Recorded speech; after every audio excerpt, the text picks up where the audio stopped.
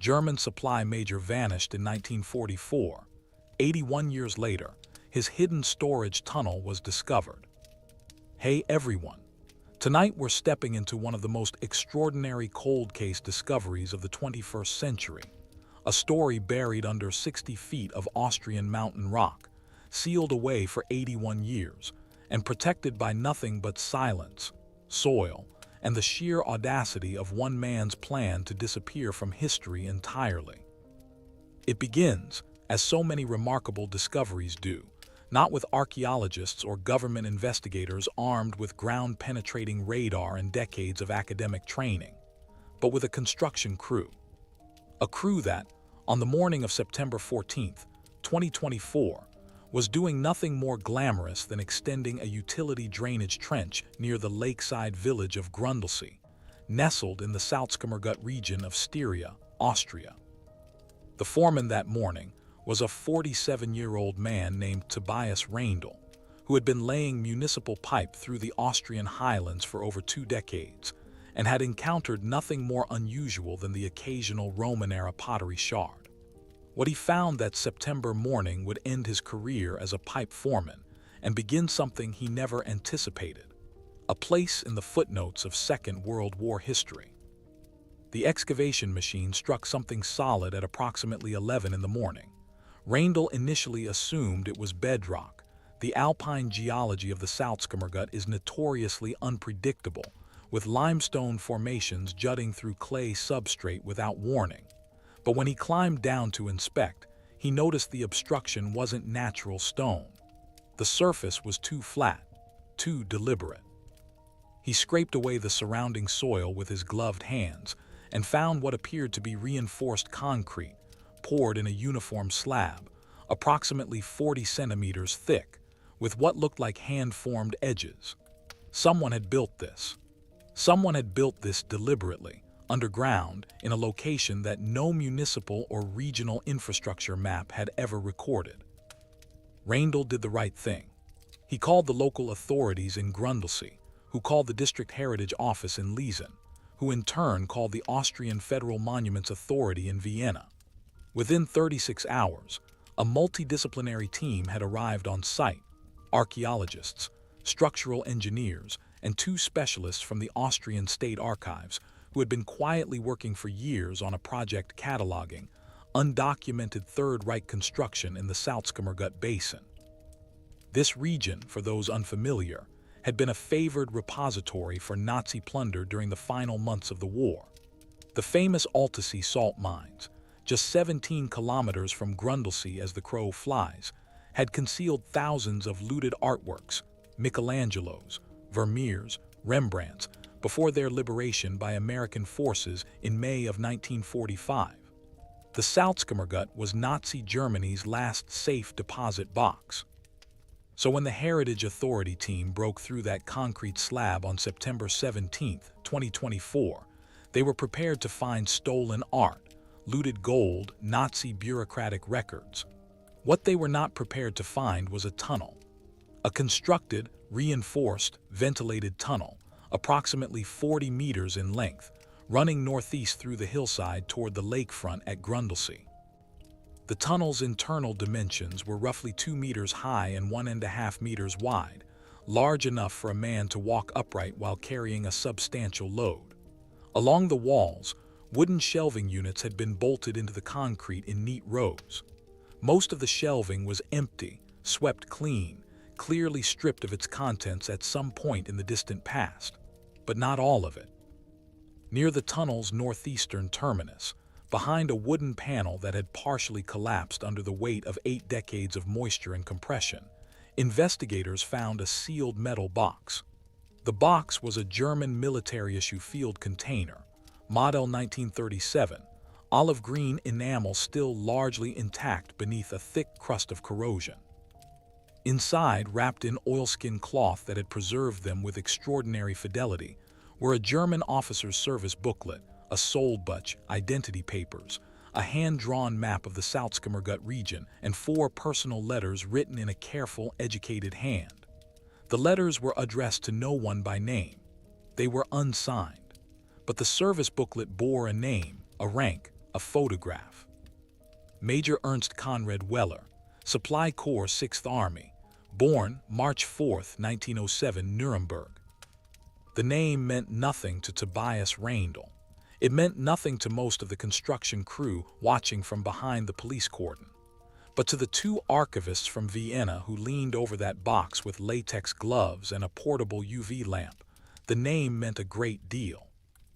Because according to the official records of the German Wehrmacht, records cross-referenced with Soviet war graves documentation, Red Cross missing persons files, and the post-war testimony of 7 surviving officers from his unit, Major Ernst Conrad Weller had died on September 22, 1944, during the chaotic collapse of German defensive positions near Debrecen, Hungary.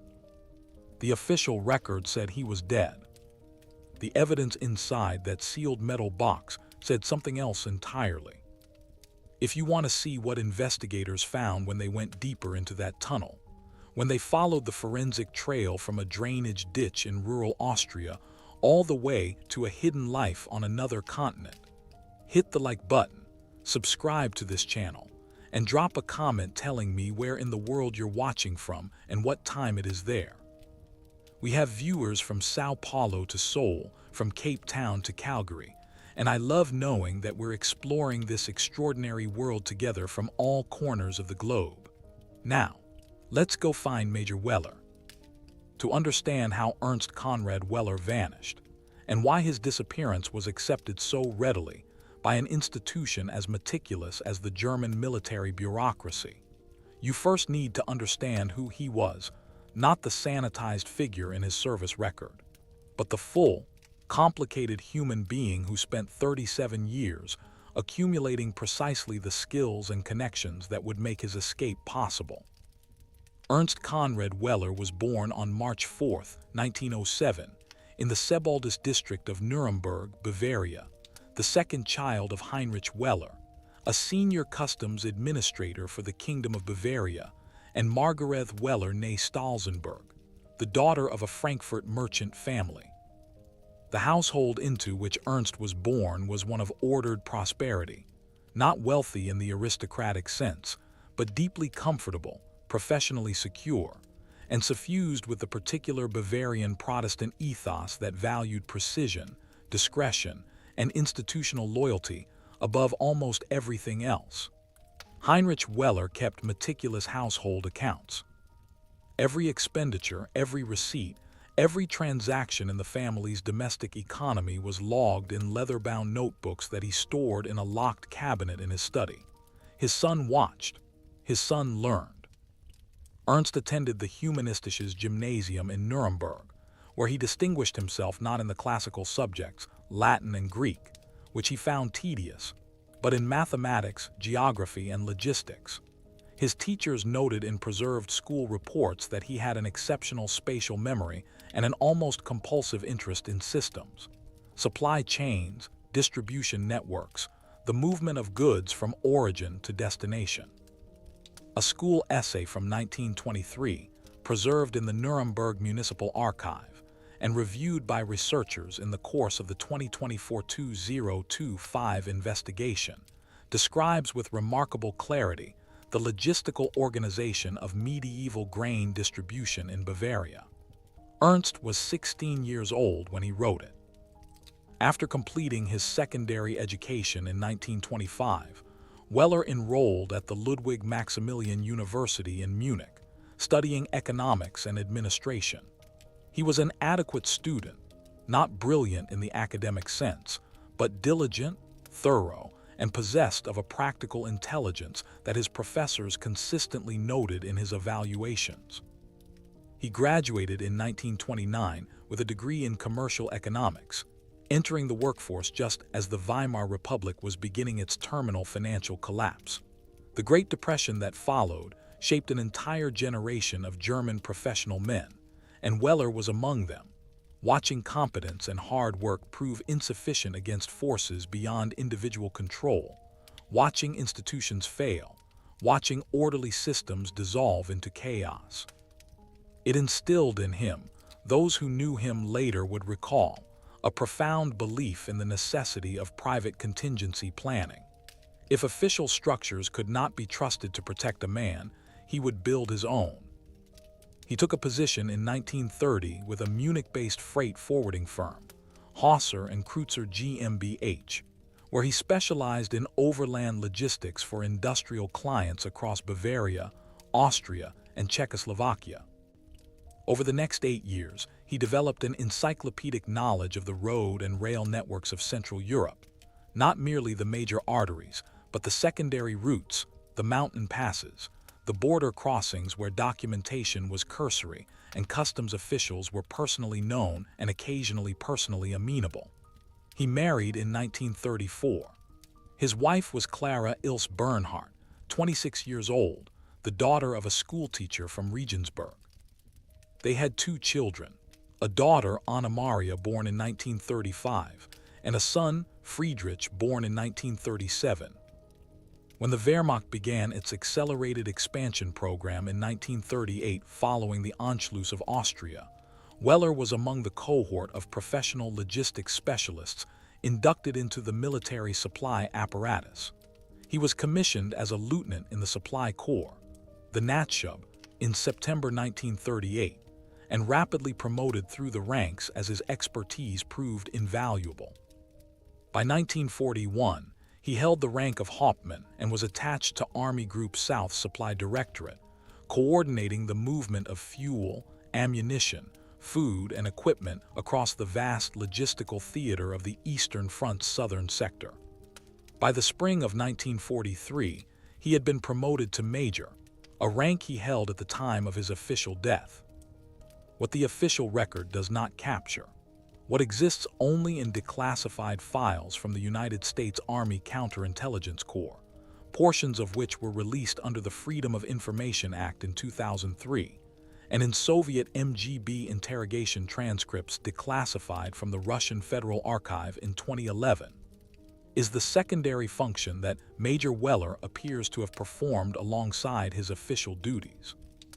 The Supply Corps had unique access to transportation networks, to warehousing infrastructure, to the bureaucratic mechanisms that moved physical goods through the military machine, without attracting the attention that would have dogged a line officer or an intelligence operative.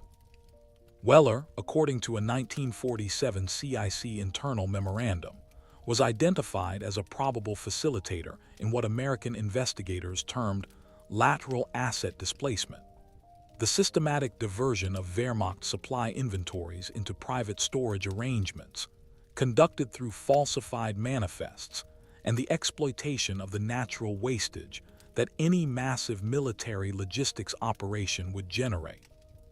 In plain language, Major Weller had been quietly stealing from the German army, or rather, more accurately, he had been creating hidden reserves, caches, emergency stores, the habit of his father's locked cabinet scaled up to wartime proportions.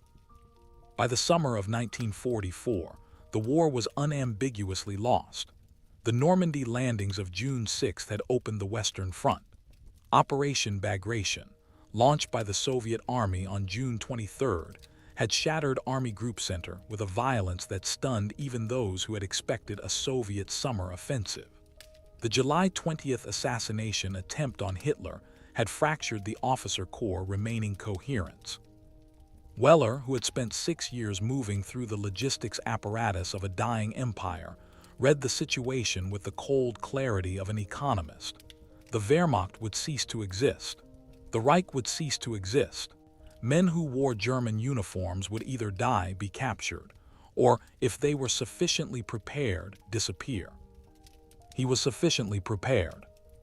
What made Weller unique in the landscape of the thousands of German officers who contemplated escape in the final year of the war was not cunning alone, nor network connections alone, though he possessed both in abundance. It was his profound structural understanding of the systems he would need to subvert. He understood how supply manifests worked, how they could be altered, and how legitimate-looking paperwork could route a man and his resources through checkpoints that would scrutinize a line officer's papers to destruction, but waved through a supply corps major coordinating a routine equipment transfer. He understood geography with the precision of a surveyor. And crucially, he had, since at least 1942, been constructing the physical infrastructure of his exit. The tunnel near Grundlsee was not a panic response to military collapse. It had been in planning for 2 years. September 14, 1944. This is the date that the official German military record marks as the beginning of the sequence of events that would culminate, 8 days later, in Major Ernst Conrad Weller's reported death near Debrecen, in eastern Hungary. But investigators examining the evidence recovered from the Grundlsee Tunnel in late 2024 now believe that September 14, 1944, was not the beginning of Weller's end. It was the beginning of his escape. To understand what happened, we need to step back 2 weeks earlier, to September 1, 1944. Weller was at that point assigned to the Supply Directorate of Army Group South Ukraine, operating out of a requisitioned warehouse complex near the Hungarian town of Oradea, which had been under German administrative control since the Hungarian Second Army's collapse on the Eastern Front. His official posting placed him responsible for coordinating fuel distribution to the armored elements of the Sixth Army, as it attempted to stabilize a front line that was moving westward, under Soviet pressure, at a rate that made coherent supply coordination almost impossible. On September 1st, according to a decoded signals log from the German Army Communications Archive in Freiburg, a log cross-referenced by the 2024 investigation team, Weller submitted a routine supply transfer request for the movement of 6 Wehrmacht heavy transport trucks from Oradea to Vienna via the Hungarian road network. The manifest listed the cargo as surplus field medical equipment, decommissioned and designated for return to central stores. The request was approved by the relevant Rear Area Command without scrutiny. It was, after all, exactly the kind of administrative tidying that a competent supply officer would conduct as a deteriorating front demanded the streamlining of forward logistics. Those trucks did not carry medical equipment. This is established beyond reasonable doubt by the forensic examination of the Grundlsee Tunnel's infrastructure, which shows construction materials, ventilation fittings, and reinforced steel shelving consistent with Wehrmacht military-issue supply equipment that would have been transported precisely in the manner described by Weller's September 1st manifest. September 7, 1944. Weller receives, through official channels, notification that his wife Clara and both children, Anna Maria, 9 years old, and Friedrich, 7 years old, were killed on the night of August 25th in a Royal Air Force bombing raid on Nuremberg. Their home in the Sebaldus district suffered a direct hit. There were no survivors from the household. Weller's colleagues at the Oradea Supply Directorate later testified, in post-war British Army interrogations conducted in 1945, that he received the news with remarkable composure. He did not break down. He did not rage. He read the official notification, folded it carefully, placed it in his breast pocket, and returned to his work. One colleague, Oberleutnant Karl-Heinz Brenner, told British interrogators that he had been disturbed by Weller's reaction, that it had seemed less like grief and more like a man receiving confirmation of something he had already accepted as probable. The forensic psychologist who reviewed Brenner's testimony in the context of the 2024 investigation suggests a different interpretation. The death of his family did not create Weller's motivation to escape. The escape plan had been in construction for years, but the death of his family, the obliteration of every tie that might have held him accountable to his previous identity, every reason to remain Ernst Conrad Weller, may have been the final psychological release. There was no longer anything to return to. The escape was no longer a contingency. It was the only remaining option. September 14, 1944, 8 a.m. Weller submits a formal request for a 10-day special leave, Sonderurlaub, citing the death of his immediate family. The request is accompanied by a secondary assignment order, which Weller himself has drafted and signed on behalf of the Rear Area Command, detailing his responsibility to conduct a supply inventory inspection at 3 Wehrmacht logistics depots in Western Hungary and Austria before reporting to his new temporary posting in Vienna. The order is a masterpiece of bureaucratic plausibility. It gives him freedom of movement across exactly the geography he needs, with enough official justification to satisfy any checkpoint. The request and the travel orders are approved by midday on September 14th. September 15th, 1944, 5 a.m. Weller departs Oradea in a Wehrmacht staff car driven by a private whose name appears only as Haupt Georg in the unit vehicle log. Haupt's subsequent history is unknown. He appears nowhere in post-war records, which is itself a significant absence. The car is logged as heading toward the town of Debrecen, approximately 100 kilometers to the northwest, which sits on the main road corridor between eastern Hungary and the Austrian border. September 16, 1944. According to the unit vehicle log, the staff car returns to the Oradea depot, but without Weller and driven by a different private. The log entry notes simply that Major Weller has proceeded independently to continue his inspection assignment. This is the last entry in any German military document that places Weller as a living, present, accountable officer. What happens between September 15th and September 22nd, the date of his reported death, is now partially reconstructible from the forensic evidence recovered in Grundlsee and from archival research conducted between October 2024 and February 2025 by a joint team from the Austrian Monuments Authority, the German Federal Archives in Koblenz, and the Yad Vashem Research Division in Jerusalem. Weller does not proceed to Debrecen. He proceeds northwest through secondary roads toward the Hungarian-Austrian border, crossing at Kőszeg, a small border station where, according to a declassified 1947 OSS report on escape network infrastructure, documentation scrutiny had been systematically compromised by a network of bribed officials operating under the coordination of a former Wehrmacht intelligence officer named Sturmbannführer Friedrich Metz.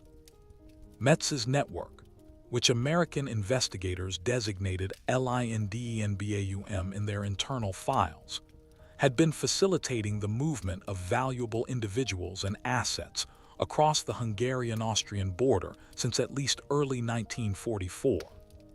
September 17, 1944. Weller crosses the border at Kőszeg at approximately 3 in the afternoon, traveling under a set of forged papers that identify him as Karl Reinhardt, a civilian contractor for the Reich Ministry of Armaments. The forged documentation, a Kennkaart, travel permits, and a professional identity card had been prepared in advance, with sufficient lead time to ensure quality. The forensic examination of documents recovered from the Grundlsee metal box in 2024 included a second set of identity papers in the name of Karl Reinhardt, and the paper stock, typeface characteristics, and rubber stamp impressions visible on these papers are consistent with forgery techniques known to have been employed by the LINDENBAUM network. September 18th and 19th, 1944. Weller moves through Styria, the Austrian Alpine province, using a combination of civilian transport and his own movement on foot through mountain terrain. The route is consistent with documented LINDENBAUM safe house locations, a farmhouse near Hartberg, a forestry office near Wise, and a church sacristy in Glesdorf, where a sympathetic priest named Father Awa Krendel is known, from a 1949 Austrian police investigation into LINDENBAUM activities, to have provided shelter and forged clerical transit documents to at least 11 individuals between 1943 and 1945. September 20th, 1944. Weller arrives in the Salzkammergut. He reaches the tunnel near Grundlsee, the tunnel he has been constructing through proxies since at least February 1943. The construction, the evidence suggests, had been coordinated through his supply network.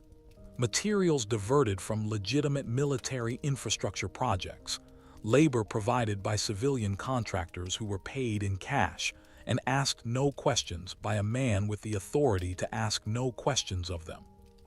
September 22, 1944. 300 kilometers to the east, near Debrecen, the German 6th Army Supply Directorate issues a casualty report. Major Ernst Conrad Weller, it states, was killed during a Soviet artillery bombardment of a supply convoy on the road between Debrecen and the town of Hadži-Bur-Sermany.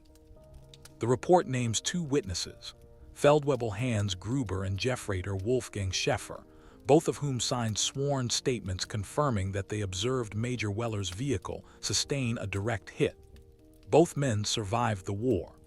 Both men were subsequently investigated by British Army counterintelligence in 1945 and released without charge. Neither was ever located for follow-up questioning. The official record said Major Ernst Conrad Weller died on September 22, 1944. He was, by that date, already 3 days inside his tunnel near Grundlsee. September 17, 2024. The Austrian Federal Monuments Authority opens a formal investigation file, designated GRUNDLSE 202407. The team lead is Dr. Elisabeth Vorderwinkler, a 42-year-old forensic archaeologist from the University of Vienna who has spent 15 years specializing in Third Reich material culture. Her co-investigator is Dr. Jan Berkhoff, a Dutch forensic documents specialist attached to the European Center for Nazi Research and Documentation in Amsterdam, who arrives in Grundlsee on September 20th.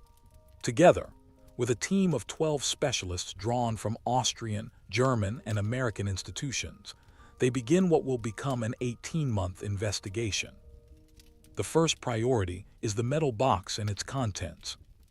The Sollbuch, the German military service booklet, is the most immediately significant item.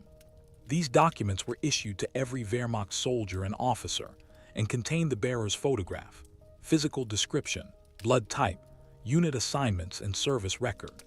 The Sollbuch recovered from the Grundlsee box belongs to Major Ernst Conrad Weller, as established by the serial number cross-referenced against Wehrmacht personnel files held in the German Military Archive in Freiburg.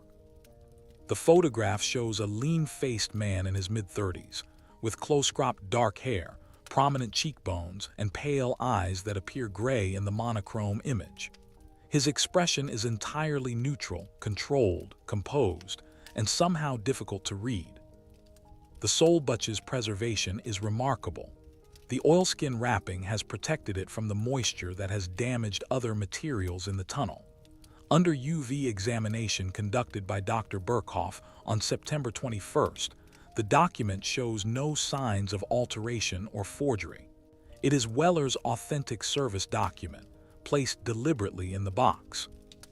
The investigator's initial interpretation is that Weller left it there as a kind of declaration. This identity is finished before proceeding under his false papers. The 4 personal letters are examined next. Written in black fountain pen ink on unheaded paper, they are undated and unsigned. But the handwriting analysis conducted by Dr. Berkhoff's team over the following 3 weeks, comparing the script against authenticated examples of Weller's handwriting from signed supply manifest in the German Federal Archives, establishes with a confidence interval the forensic team quantifies at over 94% that the letters were written by the same hand that signed those manifests. These are Weller's letters. The letters are not addressed to any individual. They are written in a deliberate obscurity, as though the author was composing communications intended to be hidden, not sent, preserved against future discovery, but protected against immediate identification. They reference events and places without naming them directly.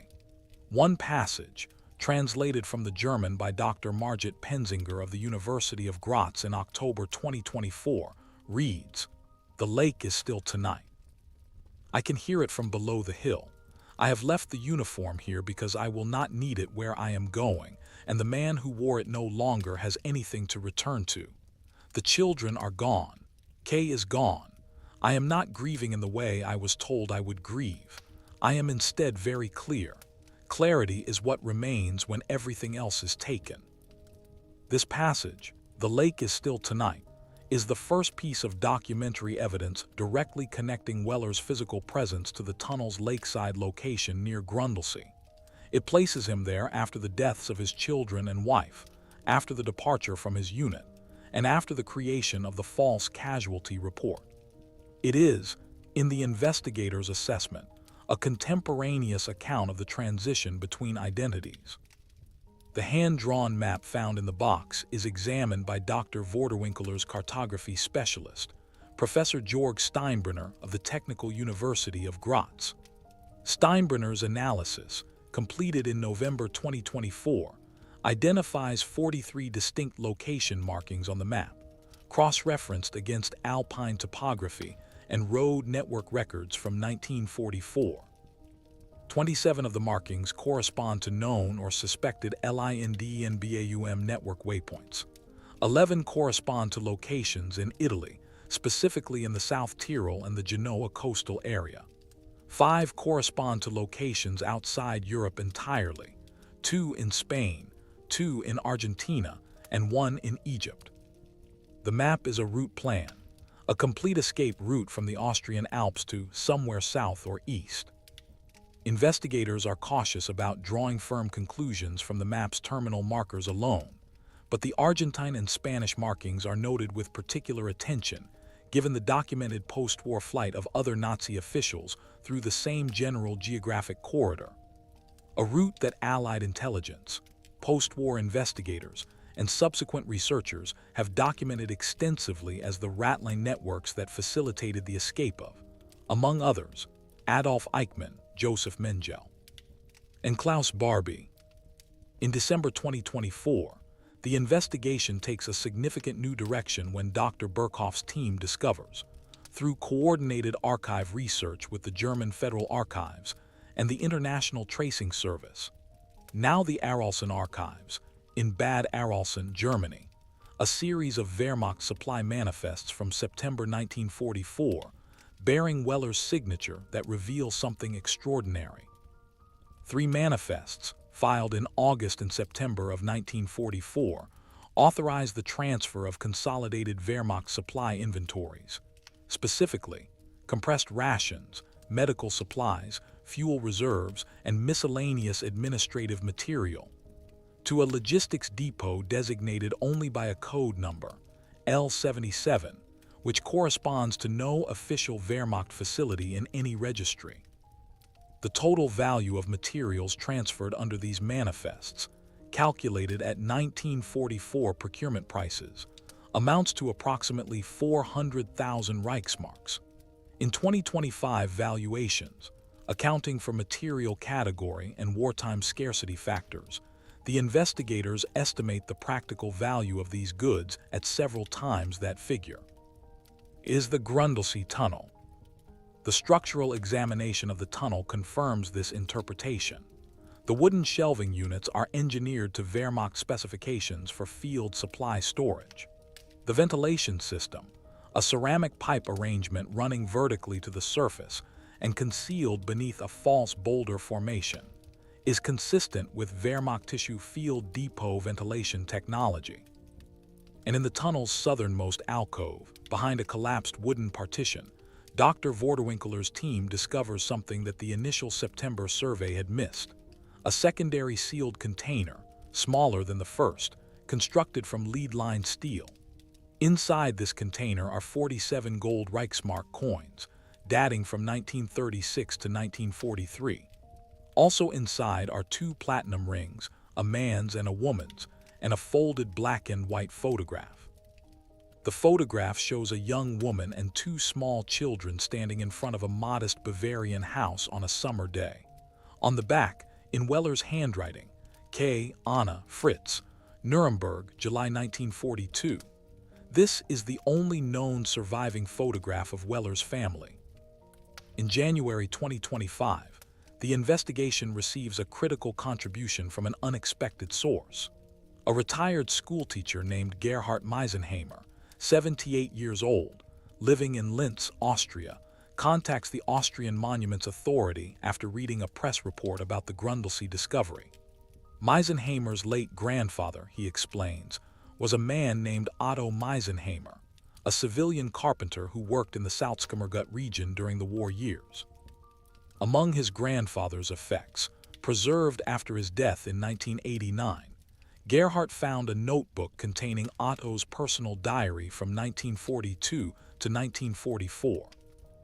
In this diary, which Gerhard now donates to the investigation, Otto Meisenheimer describes performing construction work at an undisclosed location near Grundlsee Lake, specifically the construction of a lined underground passage with storage shelves and an air pipe.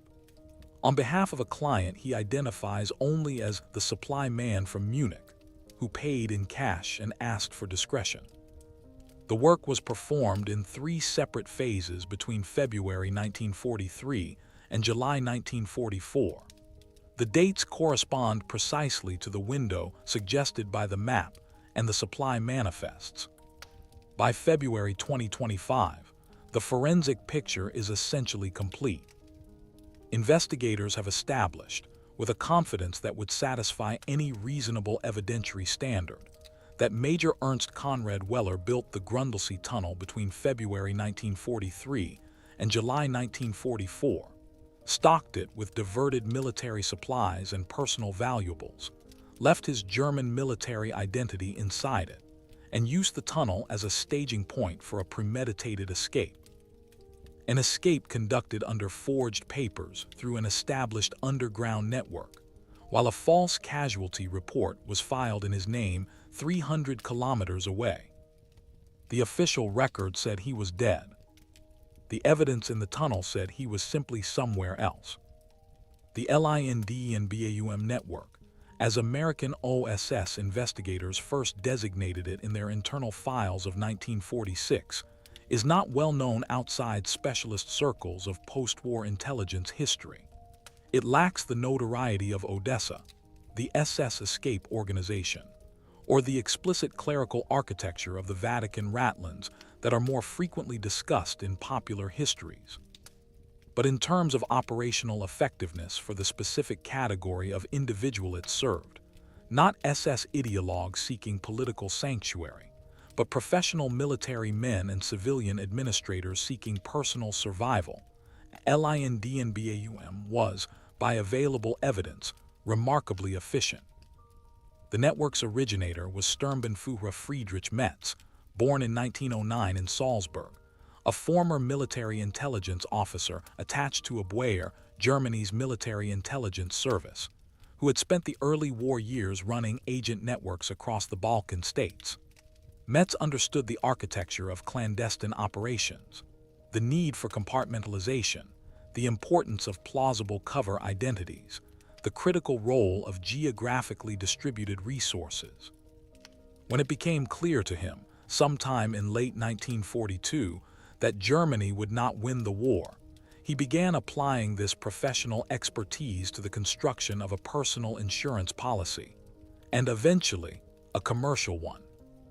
LIND and BAUM, in its operational form by 1943, consisted of a spine of safe houses running from the eastern Hungarian border westward through Styria, across the Alps, through the South Tyrol, and terminating on the Ligurian coast of Italy near Genoa, specifically in the fishing village of Camogli, where a local shipping agent named Giovanni Pastor maintained contacts with vessels willing to transport discreet passengers to Spain, or, for those with more specific destinations, to ports in North Africa or South America.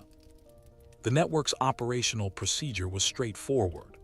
A client, always identified to each component of the network only by a code designation, never by name, would make contact through an intermediary at the network's eastern entry point, near Kaszeg. They would be provided with forged civilian identity papers prepared by a skilled document forger in Budapest named András Feki, whose work was so technically accomplished that it has reportedly survived forensic examination in multiple post-war cases. They would proceed through a series of safe houses: the Hartberg farmhouse, the Wise Forestry Office, the Glesdorf Church, before reaching the Salzkammergut staging area. From there, a guide, typically a mountain local with intimate knowledge of the terrain, would conduct them through the Alpine passes into Italy, using routes that crossed the border at unmanned points between official checkpoints. The financial mechanism of the network was equally well designed. Payment was made in gold or foreign currency, no Reichsmarks, which were recognized as likely to be worthless after German defeat. The network charged, according to reconstructed financial records from the 1947 OSS investigation, the equivalent of approximately $3,000 in gold per person, a substantial but not prohibitive sum for individuals of officer rank who had been in a position, as Weller had, to accumulate personal reserves from their wartime activities. In exchange, the client received not merely passage but a complete new identity, with documentation sufficient to establish residency in a receiving country. The investigation team's archival research establishes that between 1943 and the network's apparent cessation of operations in late 1946, LIND and BAUM facilitated the escape of at least 63 individuals. The recovered Grundlsee map, combined with route documentation obtained from the Hungarian State Security Archive and the Italian Carabinieri Historical Archive in Rome, allows investigators to identify 28 of these individuals by name. They include 8 Wehrmacht officers of varying ranks, 4 SS officers, none identified as major war criminals in post-war Allied prosecution lists, though several had served in units associated with war crimes, 11 civilian administrators from various Reich ministries, and 5 individuals whose identities remain unclear. The remaining 35 cannot be identified from available records. Among those who passed through the LIND and BAUM network, the most historically significant figure identified by the 2024-2025 investigation is not Weller himself, but a man named Obersturmbannführer Hans Wilhelm Brauer, a former officer in the SS Security Service, who had served in occupied Poland between 1941 and 1943. Brauer does not appear in post-war SS prosecution records as a wanted individual. His crimes, if documented at all, were apparently insufficiently documented to attract Allied prosecution, but his presence in the LIND and BAUM files, cross-referenced by Dr. Burkhoff with testimony in the Yad Vashem archive, suggests involvement in deportation activities in the Krakow district in 1942 and 1943. That a man of this profile was able to exit Germany through the same infrastructure that facilitated Weller's escape is, for the investigation team, a deeply uncomfortable finding. The financial resources that powered the network and that funded Weller's new life were not limited to the 47 gold coins found in the Grundlsee secondary container. The diversion of Wehrmacht supply resources through the L-77 manifests represents a much larger financial foundation. And the investigation's examination of a second archival source, records of the Swiss financial institution Banque Privée de Lausanne, disclosed under the 2000 Swiss Banking Act to the International Commission on Holocaust-era Assets and partially accessible to researchers, identifies a numbered account opened in January 1944 in the name of K.R. Heinemann, a name consistent with the alias structure Weller is known to have used, into which deposits equivalent to approximately 18,000 Swiss francs were made between January and August of 1944. The account was closed in October 1944, its balance withdrawn in cash. The timing precisely brackets Weller's escape. The trail goes cold at the Ligurian coast, but only for a time. Investigator Dr. Jan Burkhoff, working in January and February of 2025, with colleagues at the Argentine National Archive in Buenos Aires, establishes a partial documentary record for the further movements of a man using the identity Karl August Reinhardt, a West German commercial agent. This figure appears in Argentine immigration records for the first time on April 12, 1945, 7 months after Weller's disappearance from his unit, and consistent with the timeline of a winter crossing of the Alps followed by a sea passage from the Ligurian coast.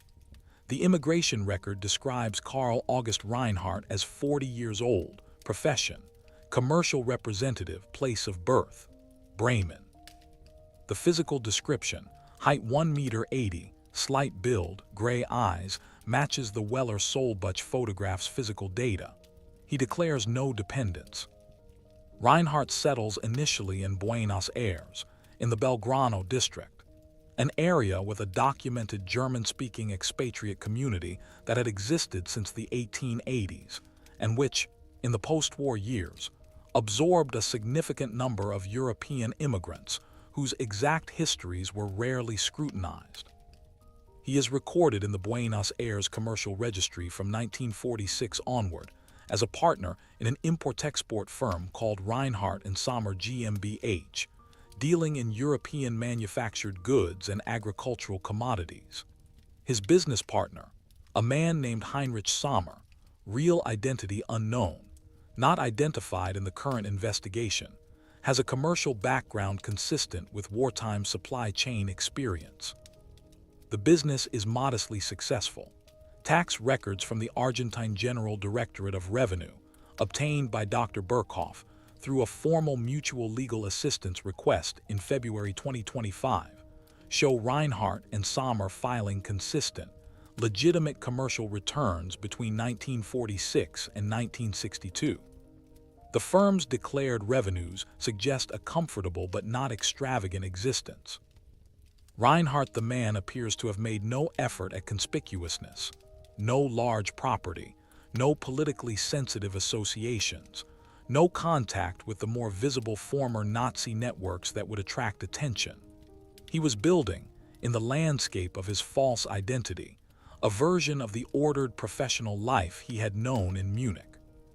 The most extraordinary discovery of the entire investigation comes in March 2025, when Gerhard Meisenheimer, the Linz schoolteacher who donated his grandfather's diary, makes a second contact with the investigation team. Among additional family papers he has been sorting, he has found something he did not previously connect to the Grundlsee inquiry. A packet of 12 letters, written in German, addressed to his grandfather Otto Meisenheimer's home address in Styria and postmarked Buenos Aires between 1951 and 1966. The letters are signed K.R., initials that mean nothing in the context of Otto Meisenheimer's other correspondence, but which, placed alongside the Grundlsee evidence, mean a great deal. The handwriting analysis conducted on these letters in April 2025 matches, with 91% confidence, the authenticated Weller handwriting samples. Weller, or rather Reinhardt, had maintained contact with Otto Meisenheimer, the carpenter who built his tunnel, not out of sentimentality, apparently, but out of a practical combination of gratitude and mutual interest. Meisenheimer, who had built the tunnel under conditions of deliberate ignorance, had also, by building it, become a repository of information that could destroy Reinhardt if it surfaced. The correspondence suggests a relationship of mutual discretion, Reinhardt sending occasional letters confirming his continued well-being, Meisenheimer responding with brief acknowledgments, neither man naming the thing that connected them. In one letter dated November 1958, Reinhardt writes, "I read sometimes about the trials and I think of everything that might have been. I'm not what those men were. I was a supply officer. I moved things from place to place. I do not sleep well, but I do not think I deserve what they received either. The lake at home was beautiful in September. I dream of it." This passage, "The Lake at Home," is the investigation team's most emotionally significant discovery. Weller, living under a false identity in Buenos Aires, a man officially dead for 14 years, was dreaming about the lake at Grundlsee. The Buenos Aires Commercial Registry shows Reinhardt and Sommer dissolving in 1967. Carl August Reinhardt disappears from Argentine public records after that year. The investigation has been unable to trace him beyond 1967 with documentary certainty. Dr. Birkhoff's working hypothesis, presented in the investigation's preliminary report of June 2025, is that Weller Reinhardt died sometime between 1967 and 1975, likely in Argentina or possibly in Spain, where 2 of the 5 non-European markings on his Grundlsee map were located. His age at the time of the 1967 disappearance from records would have been approximately 60. A death in his late 60s or early 70s would be consistent with normal life expectancy. No confirmed death record has been located. No grave. No confirmed alias death certificate. Among the 20 or so people in Buenos Aires who would have known Carl August Reinhardt personally, business contacts, residential neighbors, registry officials, the investigation team has located, through genealogical research, 4 descendants. 2 are in Argentina, 1 is in Germany, 1 is in the United States. None of them knew or know the true identity of the man their relatives knew as Reinhardt. They describe him, secondhand, as a quiet, precise man who was good at his work, who did not discuss the war, who did not drink to excess, who attended a German-language Protestant church in Belgrano with reliable regularity. He sounds, in these second-hand recollections, exactly like his father Heinrich Weller, the customs administrator who kept meticulous accounts in a locked cabinet. The gaps in the story remain significant. The investigation cannot confirm the final fate of Sturmbannführer Friedrich Metz, the LINDENBAUM network's architect. He is last traceable in records in 1952 in Madrid. The identity of K.R. Heinemann, the Swiss bank account holder, remains assumed but not proven. The location of whatever remained of the supply materials stored in the Grundlsee tunnel after Weller used what he needed, if anything remained, has not been established. The empty shelving suggests the tunnel was stripped either by Weller himself before departure or by an accomplice acting on his instructions. And the question of what precisely Weller knew about the uses to which the LINDENBAUM network was put by those less administratively innocent than himself, the SS officers, the men connected to deportations and murders, remains open. The letters to Meisenheimer suggest he was aware of the trials. They suggest he drew a distinction between himself and those convicted. Whether that distinction was morally valid is a question the evidence cannot answer. The case of Ernst Conrad Weller sits in a profoundly uncomfortable moral space, one that the investigators themselves have been careful to acknowledge rather than resolve. He was not a war criminal in the legal sense as that category was defined at Nuremberg and in the subsequent Allied military tribunal proceedings. There is no evidence in any archive so far reviewed that Weller participated in, ordered, facilitated, or had direct knowledge of the systematic murder programs that define the most extreme category of Nazi-era criminality. He was a supply officer. His crimes, to the extent they can be legally characterized, were the diversion of military resources, the corruption of supply manifests, the production and use of forged identity documents, and the deliberate subversion of official casualty reporting, the last of which caused the German military bureaucracy to close his file, preventing any future search for him. But the moral calculation is more complex than the legal one. By participating in the LINDENBAUM network, by using its infrastructure, and by implication, helping to sustain it financially through his payments, Weller contributed to a system that allowed genuinely dangerous men to escape justice. Obersturmbannführer Hans Wilhelm Brauer, who passed through the same network, was connected to deportations. Others in the 63 identified LINDENBAUM clients may have had worse histories. By funding and using an escape mechanism, Weller helped ensure that network's viability for those who came after him, including those whose crimes were far greater than his. There is also the matter of the false casualty report. The two men who signed sworn witness statements attesting to Weller's death, Feldwebel Hans Gruber and Gefreiter Wolfgang Schäfer, almost certainly did so with Weller's collusion and probable financial reward. They committed perjury. They diverted investigative attention from a living man.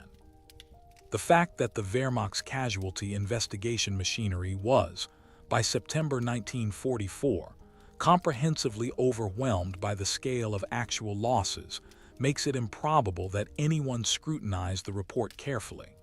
But the deception was deliberate and calculated. And then there is the deeper question.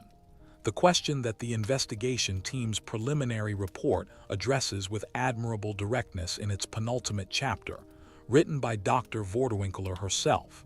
How many others? The LIND and BAUM network served 63 confirmed clients. The established Ratline networks, Odessa, the Vatican's own quasi-official channels of charity that inadvertently or otherwise facilitated escapes, the Spanish and Portuguese sanctuary systems, served thousands more. The 1940-41946 window during which these networks were most active coincided precisely with the period when Allied intelligence was exhausted, overwhelmed, and in many cases complicit in strategic decisions that prioritized anti-Soviet intelligence gathering over comprehensive prosecution of German war crimes. Men escaped. Not dozens, but hundreds, perhaps thousands. Most were never found. The victims of those men, the deportees, the concentration camp inmates, the massacred villages received, in the majority of cases, nothing. No trial, no acknowledgement from the perpetrators, no moment of judicial reckoning. The Nuremberg trials were extraordinary historical achievements in the codification of international law and the formal condemnation of Nazi crimes. They were also, in terms of the actual universe of criminality they addressed, a small fraction of the total. Adolf Eichmann, the architect of the Holocaust's administrative machinery, was found in Buenos Aires in 1960, 15 years after the war, by Israeli Mossad agents who had to conduct a clandestine kidnapping because the Argentine government would not extradite him. Joseph Mengele, the Auschwitz physician who conducted lethal medical experiments on prisoners including children, died in Brazil in 1979, undetected and unpunished, having lived freely for 34 years after the war's end. Weller's case sits adjacent to these histories, not equivalent to them in the severity of personal criminality, but embedded in the same system of evasion and impunity. The question his story poses is not whether he deserved prosecution under any reasonable definition of criminal law. It is the wider, harder question of what it means for a society, for the international community, that the infrastructure of escape was so robust, so well-funded, so effectively supported by networks of ordinary people who chose discretion over accountability, that even men who could have safely returned to a defeated Germany's messy but functional post-war justice system chose instead to disappear. Otto Meisenheimer, the Grundlsee carpenter, kept his silence from 1944 to his death in 1989. His letters from Buenos Aires sat in a family packet for 35 years after that. The children of the Feldwebel and the Gefreiter who signed false witness statements have, presumably, gone their whole lives without knowing what their fathers did. The system of silence and complicity that made Weller's escape possible was not constructed solely by criminals. It was constructed by ordinary men making ordinary choices about loyalty and discretion and self-preservation, accumulated into a structure that, in total, produced injustice on a scale that no individual choice seems sufficient to explain. That is, perhaps, the most disturbing element of the entire Grundlsee story. September 14, 2025, exactly 1 year to the day after investigators first broke through the concrete slab in the hillside above Grundlsee Lake. The Austrian Federal Monuments Authority formally designates the tunnel and its surrounding site as a protected historical monument under Austrian heritage law.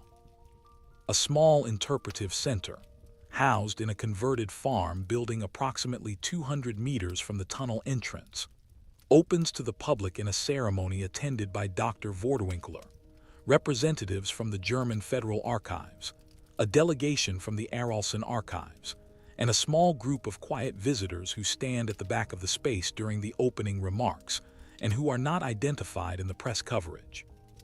One of them, a woman in her late 60s, spends several minutes standing alone before the photographic panel showing the 4 personal letters from the metal box, the letters in which Weller wrote about the lake, about clarity, about the children who were gone. She does not speak to the press. She leaves before the refreshments. The tunnel itself has been partially preserved and partially consolidated. The shelving units remain in place. The ventilation pipe has been exposed and documented. The secondary container, emptied of its contents, which are now in the Vienna Museum of Military History, sits in a perspex-enclosed display in the interpretive center alongside the Soldbuch, the map, and the family photograph. The photograph of Clara, Anna Maria, and Friedrich in front of the Nuremberg house in the summer of 1942 is perhaps the most looked-at item in the exhibit. Visitors stand before it for a long time. What does the Grundlsee Tunnel tell us in the end about the people who built it, used it, and kept silent about it for 81 years? It tells us that the capacity for extraordinary planning coexists easily with profound moral failure. Ernst Weller was not a man of limited intelligence or limited capability. He was a man who understood systems, who thought years ahead, who executed a plan of remarkable technical and logistical sophistication under conditions of maximum stress and danger. He is, in some narrow technical sense, admirable, in the way that a master chess player is admirable even when their adversary is one who should not be played with. It tells us that identity is more fragile than the documents that attest to it. A man can be declared dead and live for decades. A man can build a new self from paper and careful behavior and the forgetfulness of strangers. Ernst Weller became Karl Reinhardt with enough completeness to pass undetected through Argentine commercial life for 20 years. The bureaucratic certainty of the death certificate, the witness statements, the closed military file, none of it was true. It tells us that the earth keeps secrets for a very long time, but not forever. The concrete slab above the Grundlsee Tunnel bore 81 years of alpine winters, 8 decades of snow and thaw and freeze and thaw. The forest grew over it, the soil accumulated, the construction maps that might have revealed it were lost in the final chaos of a collapsing state. And still, eventually, a drainage trench found it. A foreman named Tobias Reindl put his gloved hand on a concrete edge and felt it was too flat, too deliberate, too human to be natural. And the earth gave up what it had been keeping. There are, by conservative estimates from specialists in undocumented Third Reich infrastructure, between 300 and 800 similar structures in the Alpine region of Austria, Germany, and northern Italy that remain unexcavated, unregistered, and uninvestigated. Storage facilities, safe houses, communication relay points, emergency caches, the material infrastructure of a collapsing empire's last desperate self-preservation. Some of these contain nothing of consequence. Some contain stolen art. Some contain financial records that implicate institutions still operating. And some, perhaps, contain the remnants of other men's last known addresses, the discarded uniforms, the surrendered identities, the oilskin-wrapped documents of men who stood at the edge of one life and stepped, deliberately, into another. They are down there, in the dark beneath the alpine pastures and the lakesides and the forest floors of Central Europe, waiting for the next drainage trench, the next foreman with careful hands. And when they are found, as they will be found, eventually, because the earth does keep secrets but it does not keep them forever, they will raise the same questions that Ernst Conrad Weller's hidden tunnel raises now. Not just who was this man, but how many more were there, And how many more have we not yet found?